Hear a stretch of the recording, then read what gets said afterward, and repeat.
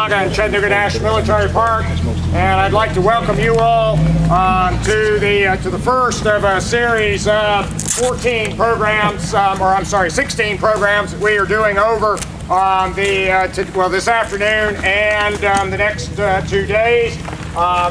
Programs timed to be close by 1863 Sun time to when some of the major events of the Battle of Chickamauga on those fateful September days as they turned out the 18th, 19th, and 20th in 1863 unfolded. We'll be walking the ground of some of that action during the course of the next 2.5 days. To cover everything, we'd have to be out here a lot longer, because there was an awful lot going on each of those days, but we will try to hit some of the more important and more significant action. For our opening program this afternoon, we are looking at one of the engagements that takes place on the often overlooked, forgotten, not acknowledged, real true first day of the Battle of Chickamauga. The real true first day of the Battle of Chickamauga, when judged from the perspective of what it was that Braxton Bragg was trying to do when he began maneuvering troops on even the afternoon of September the 17th, but most specifically on the morning of September the 18th. We're in this program going to look at the fight at one of the sites that were necessary for Bragg to acquire in his effort to cross West Chickamauga Creek, which you will find downslope from you if you're not already aware of its location, and which we'll see during the course of the program.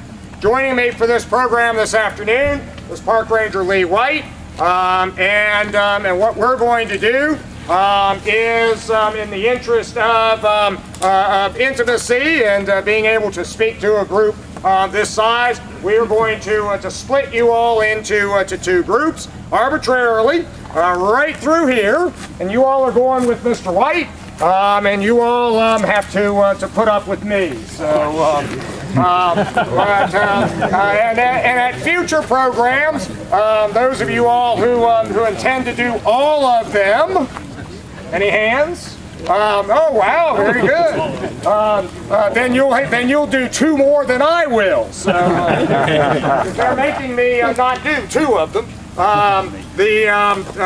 At future programs, the groups may even be split into 3 or 4, depending upon staff availability and just the size of you all who are out here. So, Mr. White, if you want to take off with your half, and as far as I know, everybody will see the same thing. Might do it in a little different order.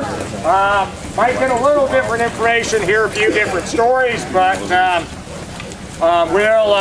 we'll get to essentially see the same things and at least a perspective of the same action.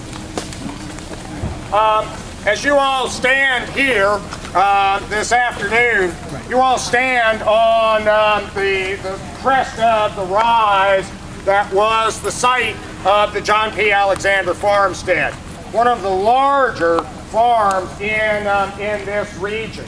John P. Alexander owned 1,000 acres of land, almost a big square, and he had 400 acres of that land cleared and under cultivation.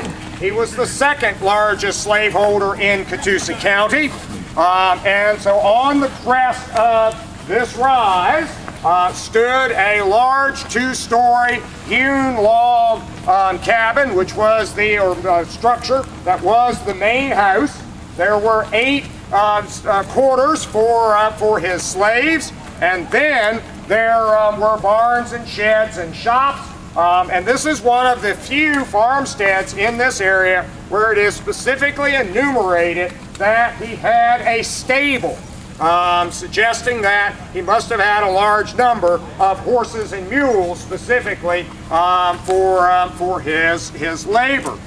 there was a large orchard that stretched down the slope there, and the cleared area was mostly downslope as well. As in most of this region, with the underlying limestone, the layer upon layer of limestone being relatively close to the surface, the best agricultural soil was that right closest to the creek bank.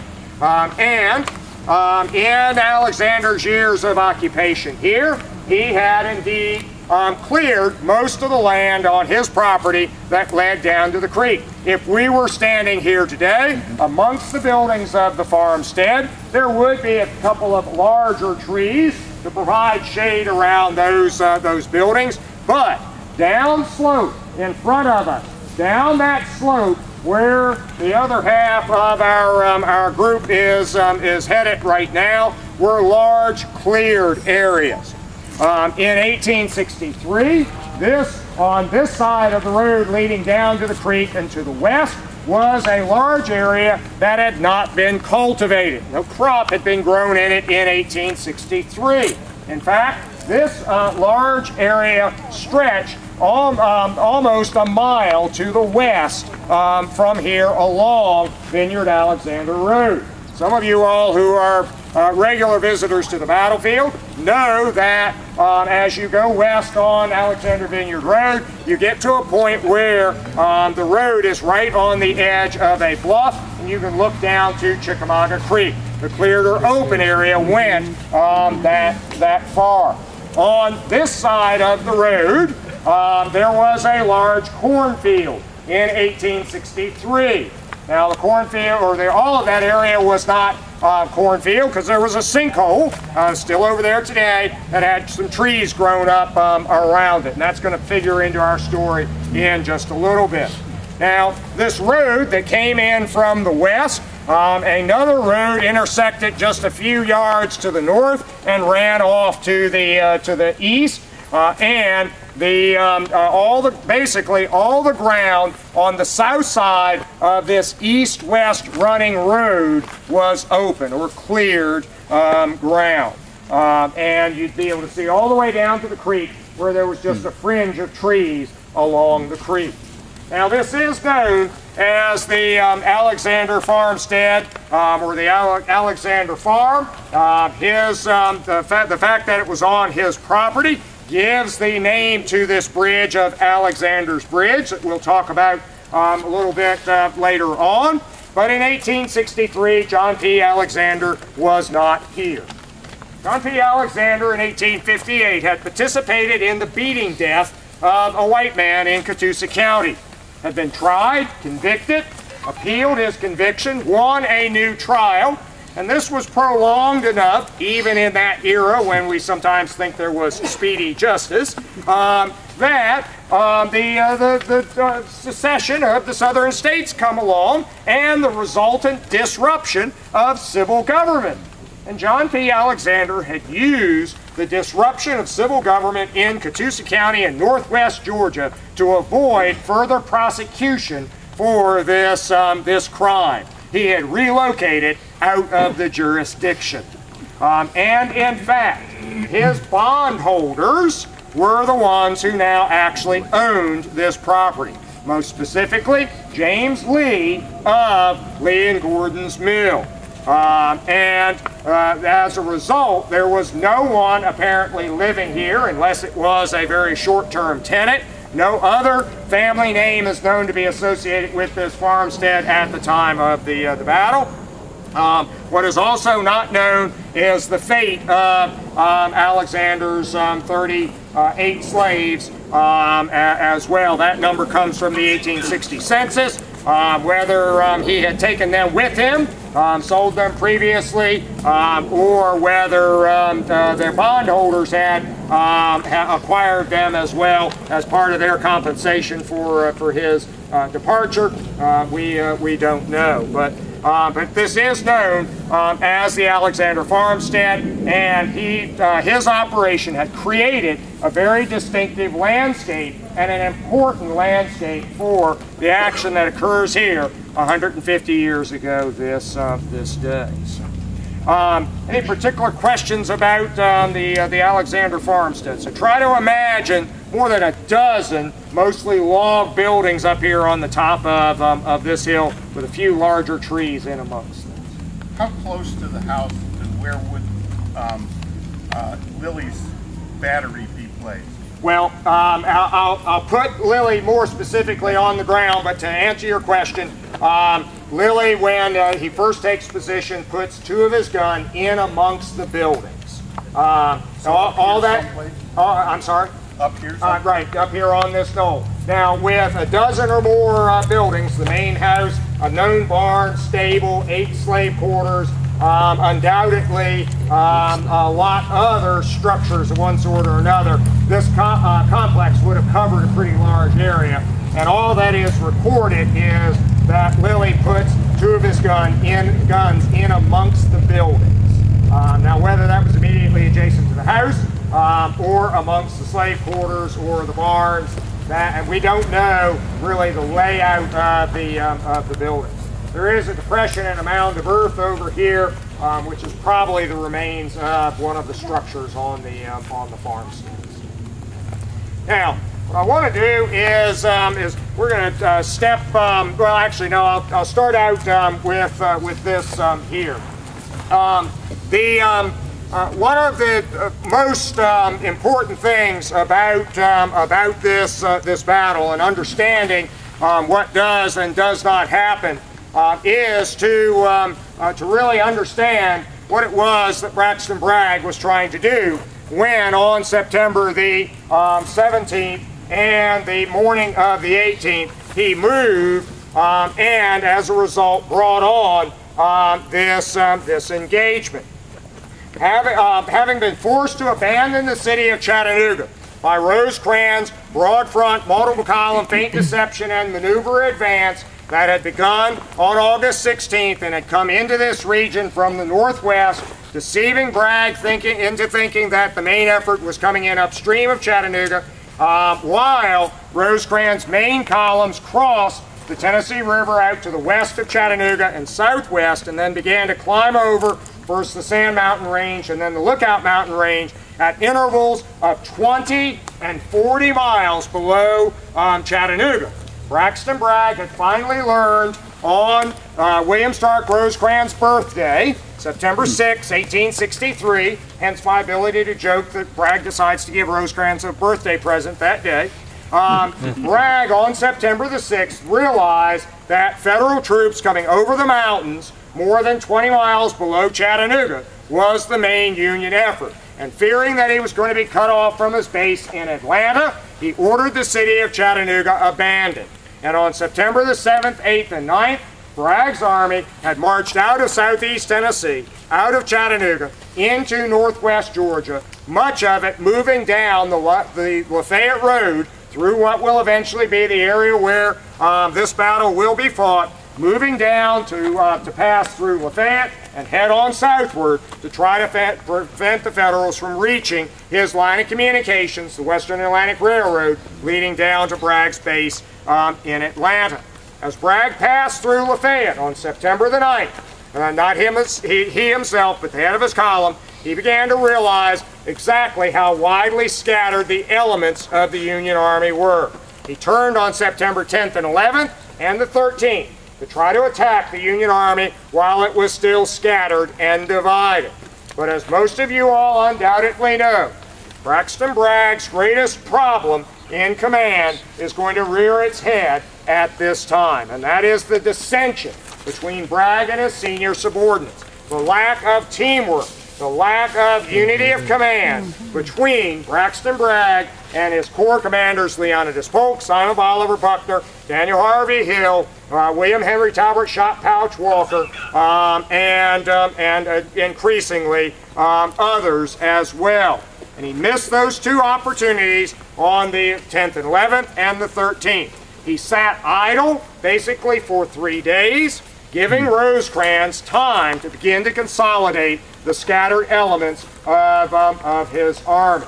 But then on September the 14th and 15th, Braxton Bragg began to realize more clearly the situation. Thanks largely to reconnaissance provided by Nathan Bedford Forrest, he began to realize that between Lee and Gordon's Mill, where the Lafayette Road crosses Chickamauga Creek, where Thomas Crittenden's 21st Corps, the Army of the Cumberland, has been placed, that between there and Chattanooga, 14 miles to the north, there is a space where there are very few, if any, Union troops. And if Bragg can move quickly enough up from Lafayette, and as it turns out, in from the east, he could potentially interpose his army between the Union Army at Lee and Gordon's Mill and points to the southwest as they come out of the mountains, and the city of Chattanooga, and then attack the Union left flank at Lee and Gordon's Mill and drive the Union Army southwestward and crush it against the wall of Lookout Mountain. Here's where it'd be nice to have a observation platform here, or that we all be young enough and this tree big and strong enough that we could all climb up into the top of it and look to the west. Because from right here, less than 10 miles to the west of us, we would see the eastern wall of Lookout Mountain. And Bragg wants to drive the Union Army to the southwest and crush it against that wall of Lookout Mountain.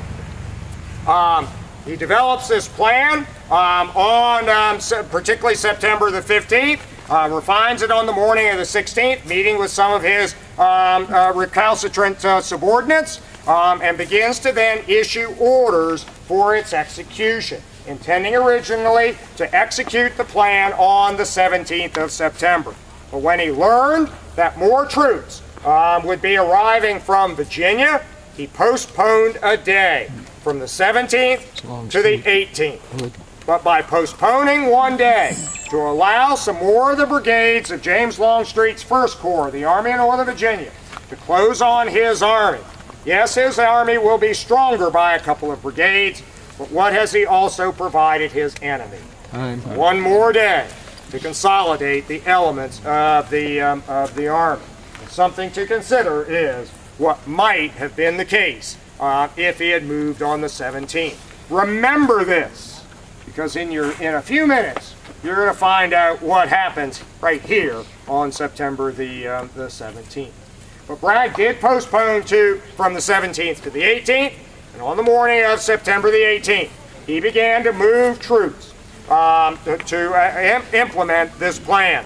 The troops of Daniel Harvey Hill's Corps and Polk's Corps are tasked with demonstrating in front of the Federals along Chickamauga Creek from Lee and Gordon's Mill south-southwestward, while troops under Simon Bolivar Buckner, William Henry Talbot Shot Pouch Walker, a newly created provisional division under Bragg Friend Bushrod Russ Johnson, and cavalry under Nathan Bedford Forrest, are to move up from the south, southeast, and east and cross Chickamauga Creek downstream of Lee and Gordon's Mill, and then swing westward and southward to strike the Union left flank at Lee and Gordon's Mill. Sound like a good plan? It's actually an excellent plan. It's actually based on a very clear and accurate picture of the battlefield at that time. Problem is, once again, going to be the execution of it. And then there's another issue. You've always heard the old saying, hold your friends close and your enemies closer. Why is that? You want to know where your enemy is, so they might be doing, so you can figure out what they might be doing. Well, in the military today, there is a little acronym that is a reminder to leaders. Notice I didn't say officers. I said leaders. A little acronym that leaders are encouraged to remember and use that is called MET-T. For today, MET-TC, MET-TCL, MET-TL. There are a lot of versions of things tucked on the end of MET-T. But MET-T is mission, enemy, terrain, troops, and time. That's a little an acronym to remind a leader of things to think about. What's the second one? What's the E of MET-T? Enemy?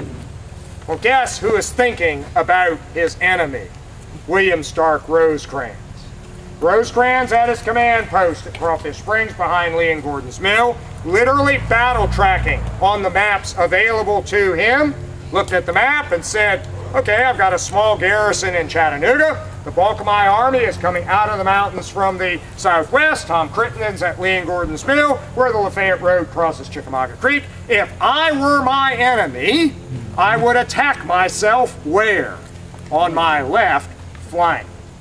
William Stark Rosecrans would have liked to have been able to immediately move some of those southernmost of his troops and stick them into that space between Lee and Gordon's Mill and Chattanooga. But he couldn't do it just by magic. He was going to have to allow them to march. But beginning on September the 13th and 14th, and again on the 15th, he begins to have small bodies of troops available, and guess where he starts to stick them? Into that space. On the 13th and 14th, Gordon Granger, with first 2 and then a 3rd Brigade of the Reserve Corps, arrives and is placed at Rossville Gap in Missionary Ridge, where the Lafayette Road goes back through Missionary Ridge to Chattanooga. On September the 15th, Robert H.G. Minty and 1,000 Union cavalrymen arrived and were sent to guard Reed's Bridge and that crossing over Chickamauga Creek. Basically, on the 13th and 14th, when Granger's men became available, he stuck them almost halfway between Lee and Gordon's Mill and Chattanooga, and also astride what was then the I-75 of this region, the interstate highway between Chattanooga and Atlanta of that time, the old Federal Road up there at Rossville Gap. On the 15th, when Minty became available, they are stuck in between Granger at Rossville Gap and the Union left flank at Lee and Gordon's Mill, almost halfway. What's Rosecrans doing?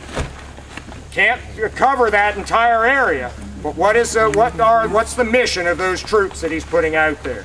Screen, security, guard, intelligence gathering. They're a tripwire to let him know of any approach. And then on September the 17th, another Union force becomes available. And we're going to move just a little bit to talk about that force's arrival here in just a moment. Any particular questions or observations right here? Okay, as always on these over the next couple of days, and in deference to being monitored by the safety officer at this moment, always be careful of your footing. We are going to go down this bank and stand in the shade on the pavement just over here where we can look west. Look west down the Viniard-Alexander Road, or the Alexander Vineyard Road, given variously at that time and now, depending upon which end of it you're on. But you are looking westward. In 2 miles, you would come out to the Lafayette Road, about a mile north of Lee and Gordon's Mill. On the afternoon of September the 17th, another brigade of Union troops became available to William Stark Rosecrans. It is the Brigade of Mounted Infantry, commanded by Colonel John Thomas Wilder of the 17th Indiana. She's not in this group. I don't hear a cheer. So. There's the 17th Indiana descendant here. Wilder's Brigade of Mounted Infantry became available to William Stark Rosecrans, and he ordered John Thomas Wilder to bring that brigade, minus one of its 5 regiments at that moment, the 92nd Illinois, doing duty, guarding the Chickamauga Creek upstream of Lee and Gordon's Mill, doing some scouting, still also doing some courier line duty.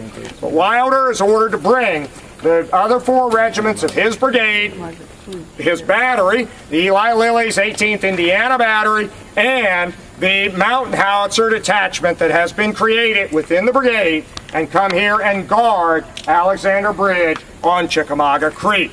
Again, what Rosecrans does is essentially split the distance between Reed's Bridge and Lee and Gordon's Mill.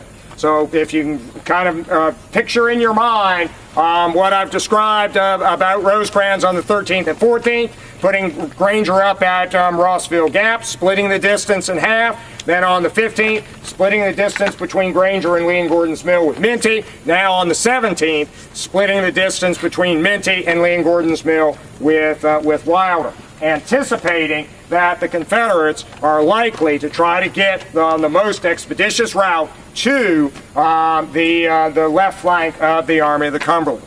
John Thomas Wilder, who has been largely operating as an independent or Army-level asset in the Army of the Cumberland, receives his order, and that afternoon will ride from Crawfish Springs at the head of his brigade, about 1,600 men, and they will come up and turn off of the Lafayette Road onto the Vineyard or the Alexander Vineyard Road and ride eastward on that road towards Alexander's Bridge. And as Wilder rode along the road, about a mile west of here, he arrives at an area which begins to open on the right-hand side. It's the western end of the Alexander cleared area. The creek is right there on his right. As he rides further east on the road, the space on the right-hand side or south of the road that is open gets wider as the road runs basically east, but the creek veers away to the south just a little bit. And then soon he rides out here to the intersection of this east-west road, the extension of it to the east off in that direction, and this Alexander Bridge Road. Wilder quickly does a reconnaissance. He recognizes he has some high ground here overlooking big open fields leading down to the creek and Alexander's Bridge. Also, there is forest that on this side or the north side of this east-west road. There's this large cluster of buildings and a few trees and the orchard trees there. What Wilder decides to do is to put his main position up here on the top of this rise. And the 4 regiments go into bivouac in the wooded area just on the north side of the east-west road. He will send his scouts, detailed men, known for their reliability and independence. They are sent out to the southeast, and companies are deployed as skirmishers down along the bank of the creek. Eli Lilly is ordered to put 2 of his guns into position amongst the buildings of the Alexander farmstead. And Wilder assumes his position guarding this crossing site. Now, there's some tall trees amongst the buildings of the Alexander farmstead. What does Wilder or Wilder's men do with the tall trees? Climb them. Very good. You all do better than most of my military groups. As soon as I ask that question, they say, cut them down.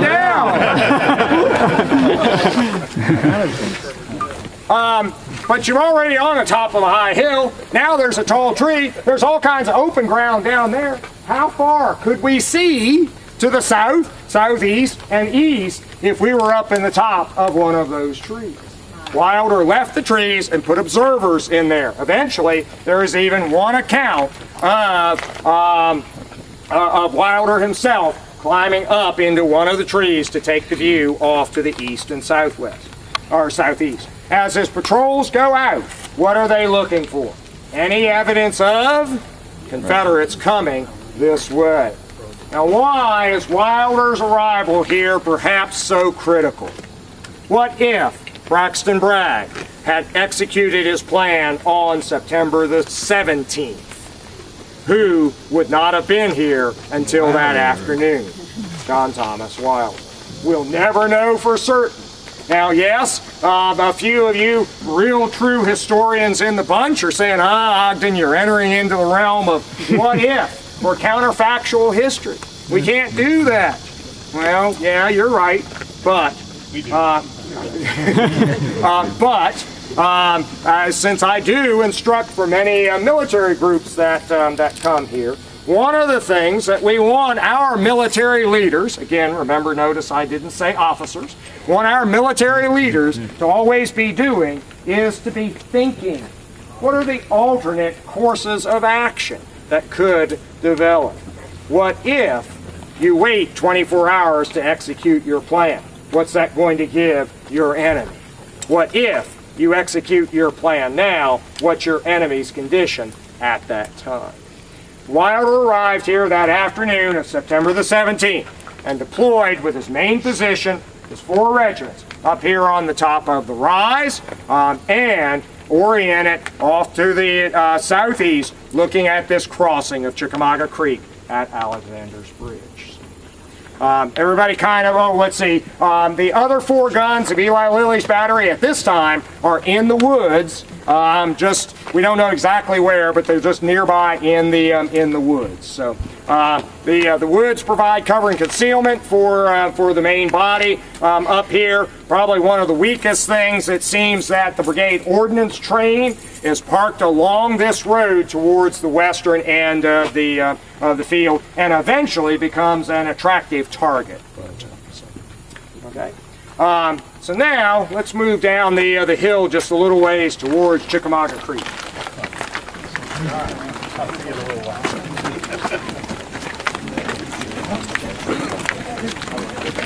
Look how shallow the root ball is on this. They can't get deeply rooted the limestone's that close to the surface? Because the limestone is that close to the surface, yep. Wow, so it doesn't take much for them to get blown over, and I think they just don't live as long because they can't get that really deep nutrients root system, right? So interesting. So as I say today, there are only a handful of trees I think that that might be ones that were here at the time. All right. No burning of this wood either. Well, you're right. Fire was used at the time as an agricultural management technique, and continued to be in the post-Civil War period until the National Military Park was created, and was used as such until the National Park Service got management of this site in the 1930s. And then fire has been suppressed here since the 1930s. And that is, in addition to Chinese privet, which we have an awful lot of on this battlefield, the absence of fire is one of the big reasons why the forest is as dense today as it is, far denser than it would have been in 1863. Now I pause here for just a moment. What's on your right? Big uncultivated field in 1863. What's on your left? A big cornfield. Remember I mentioned there's a sinkhole. Just over here. It's a little hard to see in the summertime with the vegetation, but there is a sinkhole. We had a few trees around it. And as Wilder's men deployed, the main bodies are up there in the woods. But Company A, the 72nd Indiana, is sent down to actually be in position at the bridge itself. And you can see down there where the modern bridge is located, which is just within a few yards of where the wartime bridge was located. When the men of Company A, 72nd Indiana, a company that had no officers as its leaders, just some sergeants, that company, 30 some odd strong, tied their horses and mules to the trees in the sinkhole. Dismounting, carrying their nose bag of ammunition with them, in addition to their cartridge box and their Spencer, they went down the slope and took position right at the bridge. They'll come back into our story a little bit later on. As we walk on down towards the bridge now, make note of how we are going down slope by not only looking ahead, but also look back over your shoulder as we go down, and notice how the ground is sloping down and how where we were is rising up above us, giving advantage to Wilder's main position there.